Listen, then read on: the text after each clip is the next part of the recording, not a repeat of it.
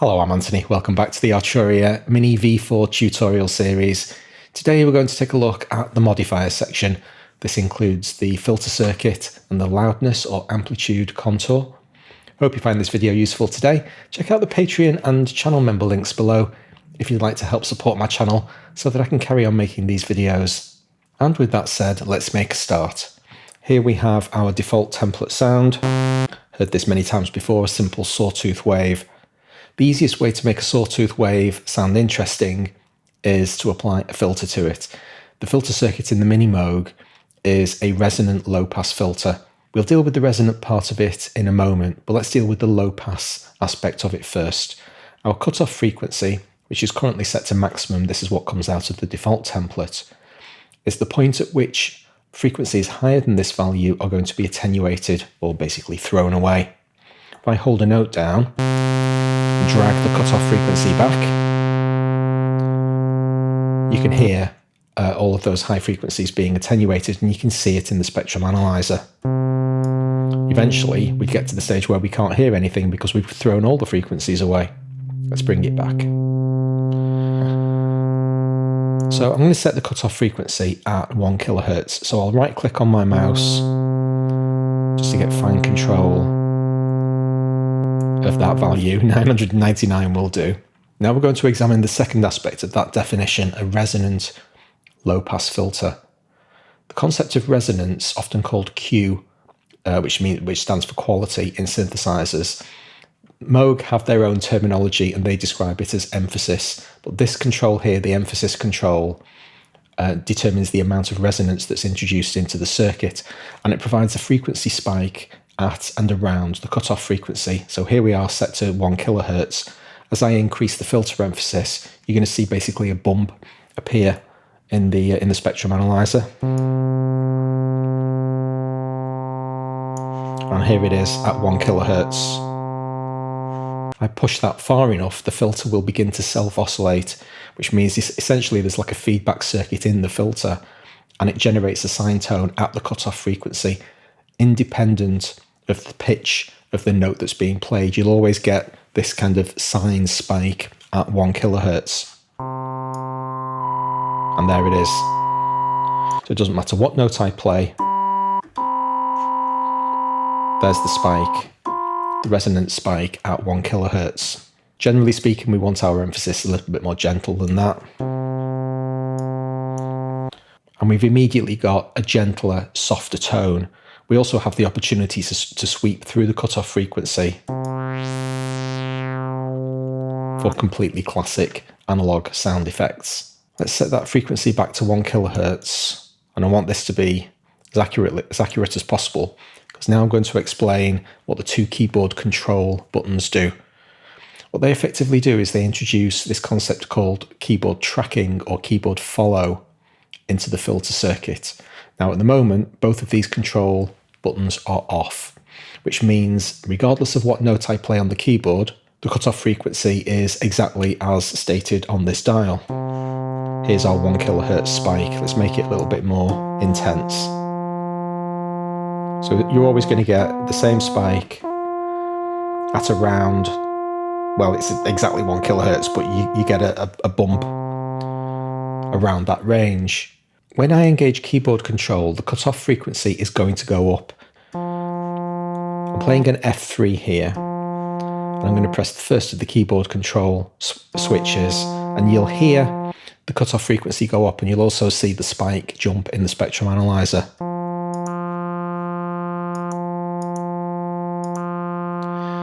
That cutoff frequency has just been increased by an amount. Now, the amount that it's been increased by is a little bit difficult to calculate. It can be done, and it's all based on a very important note, which is actually F2. If I play F2, turn the keyboard control back off again, here's F2 at 87 Hz. On that note, and exactly and only that note, the keyboard control has no effect. Because these two buttons are effectively a seesaw, a keyboard tracking seesaw that increases all of the filter cutoff frequencies above F2 and decreases the cutoff frequency below F2. So we've got this kind of pivoting seesaw At exactly that note, they have no effect. When I played a note 1 octave higher, I played the F3. The difference between those two notes is 1 octave. The cutoff frequency is 1 kilohertz. And so the increase of frequency of the cutoff frequency is 1/3 of 1 kilohertz. So we jump up to about 1333 hertz, which is somewhere around here. There we go. So this first keyboard control adds 1/3 of this cutoff frequency amount for every octave that you jump up. And don't forget, octaves jump up exponentially. Switch number 2 increases the cutoff frequency by 2/3 of an octave for every octave past F2. So here's me playing F3 again. And now the cutoff frequency has just jumped higher again. Now we're at about, what, 1500, something like that. It's probably 1666 actually. If I press both buttons on, 2/3 plus 1/3, the cutoff frequency has now doubled and it will jump up to 2 kilohertz. And here it is. It's only 2 kilohertz at that particular note. All notes on the keyboard are now different. By playing F4, the cutoff frequency is now 4 kilohertz. 1 times 2 times 2. And here it is. So it is possible to work out that filter cutoff frequency. Whether or not you ever really want to actually do that in practical terms, kind of not. I'm super curious about stuff like that, so I like to work it out. But really, it's tone control.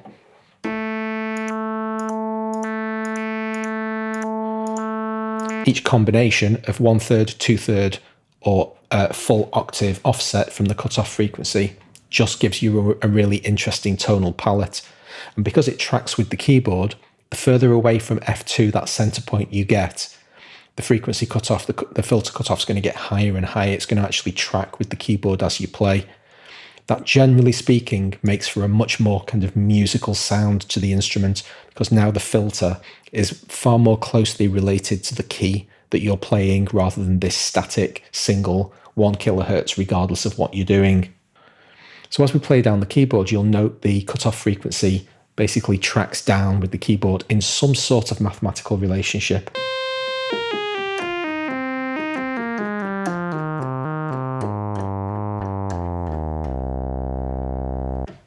And without any keyboard control on, it doesn't.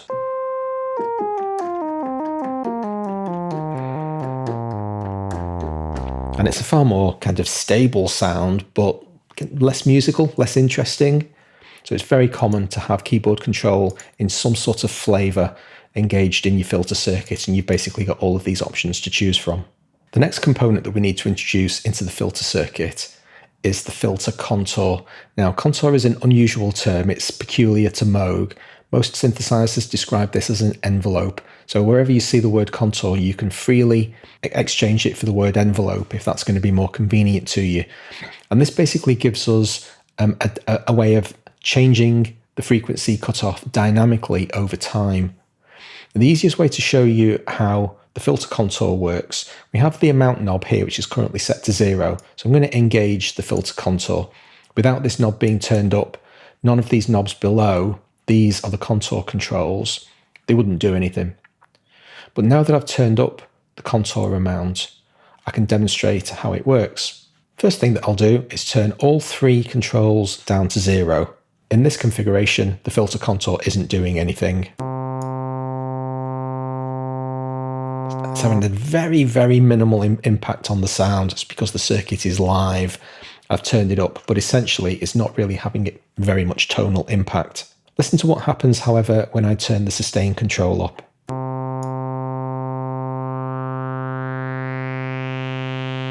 It's exactly the same as increasing the cutoff frequency. They're doing the same job. The difference is that the sustain control is on the other side of an attack decay phase. And what that means is that we're going to go on a journey to get from the cutoff frequency to the sustain point over a period of time. At the moment, that period of time is 0. It takes no time. And so we're not hearing that transition. But now if I introduce an attack and decay, you're going to hear the cutoff frequency go up and then come back down, and we're going to hit a shelf that's higher than our original starting point. I'll play a note and then explain exactly what we're hearing. So the filter frequency shot up nearly to the top of the spectrum analyzer and then very slowly fell back to a new shelf. Now, the speed of its increase and subsequent decrease is a function of the fact that these attack and decay knobs don't actually measure the same values. It suggests that they do on the readout. Again, I mentioned this in the last video. The what you're looking at is eye candy, because that's what the original instrument looked like. The controls don't behave that way. At more or less 12 o'clock, the attack is saying a second, effectively, but the decay knob is saying much more. And I don't even particularly take very much stock in that 3.6. It's actually longer than that. The decay control on this filter circuit is quite long. So what I'm going to do is set them both to roughly a similar level, and we'll play that note again. Now we had a more kind of consistent travel up through the frequency cutoff range, then back down, but where we ended up was higher than the 1 kilohertz that we were supposed to be because of our cutoff frequency. We're actually settling out somewhere around 3 kilohertz. That's the sustain shelf pushing that cutoff frequency higher. The height of that shelf, in other words, the final resting position of the cutoff frequency, is entirely dependent on the amount of contour. So these 4 controls, try not to overthink it. Start playing, play with the controls, and you'll very quickly figure out how quickly things go up, how quickly the filter cutoff comes up, how quickly it comes back down, and how big the cutoff frequency jump is. And your manipulation of these 4 controls, particularly the contour and the sustain, are really important in getting a decent sound. Now, a very common combination of settings is to have no attack at all and a reasonably fast decay, and then we'll get effectively like a sawtooth filter. See, every note that I play, we're getting this kind of backwards filter sweep, coming to a resting point, which is our sustain level.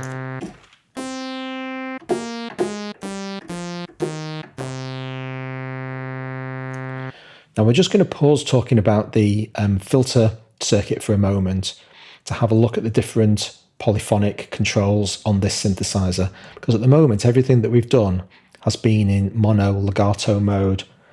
When I played that little sequence of notes there, I was very careful to play them one at a time. If I play them legato, in other words blurring one note into the next, I get a completely different behaviour. In legato mode, the filter circuit only triggers every time the first key is played. If a key is already held down on the keyboard when a new key is played, the filter envelope doesn't trigger, the filter contour doesn't trigger. So if I play 2 notes consecutively legato,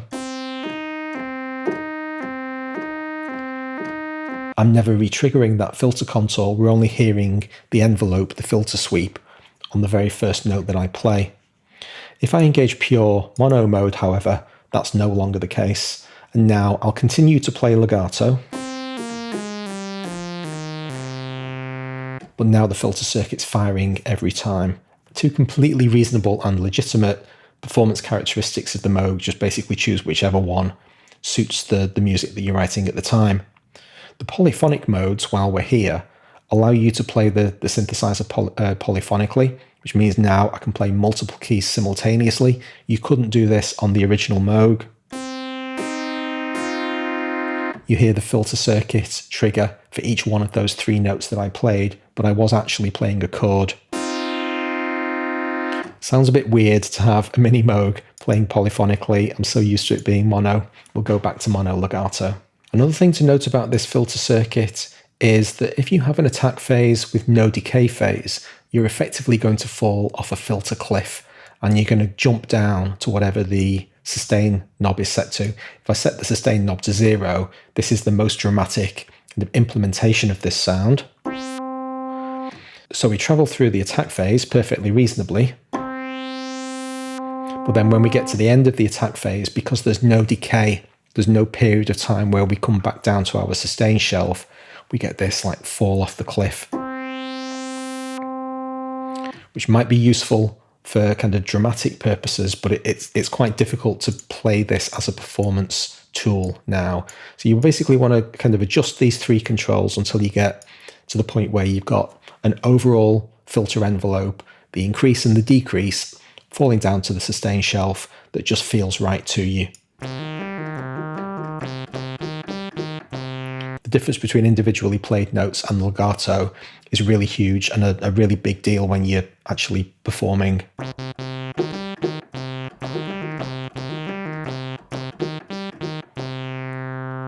Everything that we've described about the filter contour also applies to the volume, and it's called the loudness contour. Now, the loudness contour doesn't have an amount knob. It's basically set to maximum internally. So this thing is fully active all of the time, and it determines how loud the notes are. Everything that we've done today happens instantaneously because we have a loudness attack of 0, and then decays down effectively instantaneously, tiny decay, down to a maximum sustain. So effectively, the loudness contour isn't doing anything.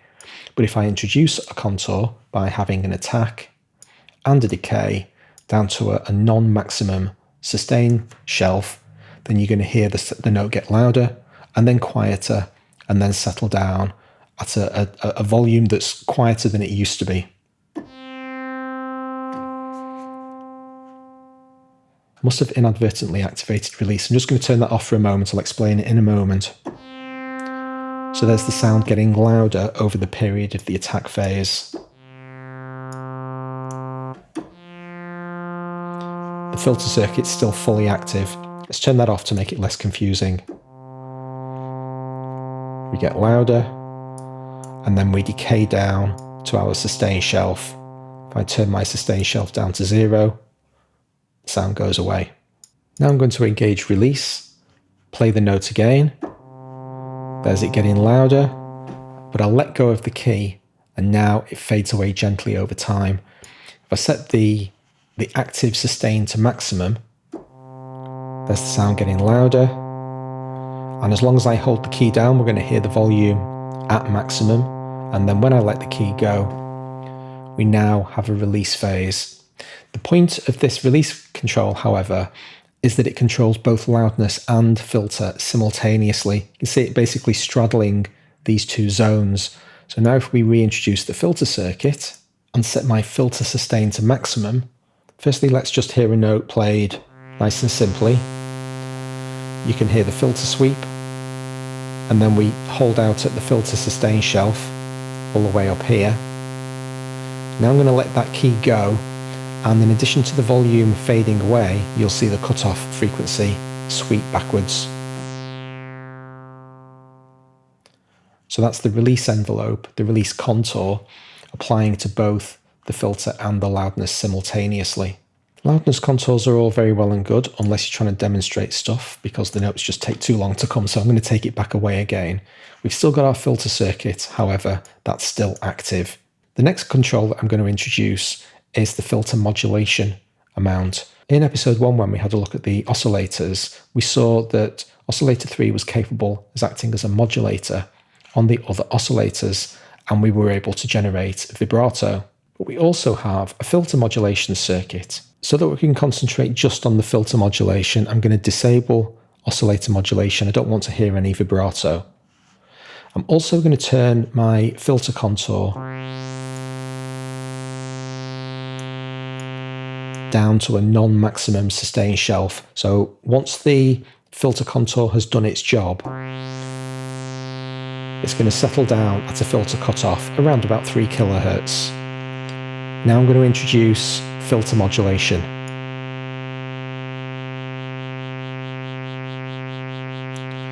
That wobbling sound that you can hear is oscillator 3 varying the filter cutoff as determined by however quickly it's currently cycling.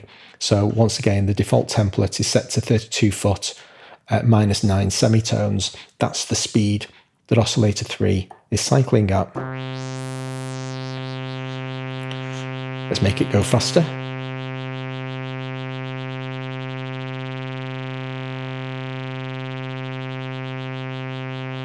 And if I pull it down into low frequency mode, And let's start off at 0.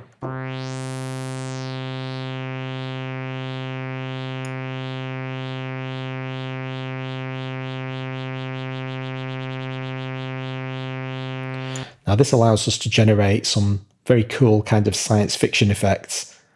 It took me a minute longer than I expected to find the sound that I wanted to dial in there. It's really the cutoff frequency that's the key. You can see that I've got it set quite low at 240 Hertz. And if we have a look at the amount of contour, attack, decay and sustain that I've got, this is the sound that I ended up with.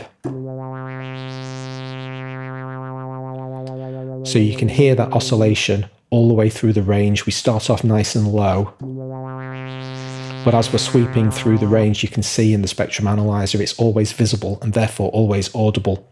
Past about 10, 15 kilohertz, you really can't make out what's going on.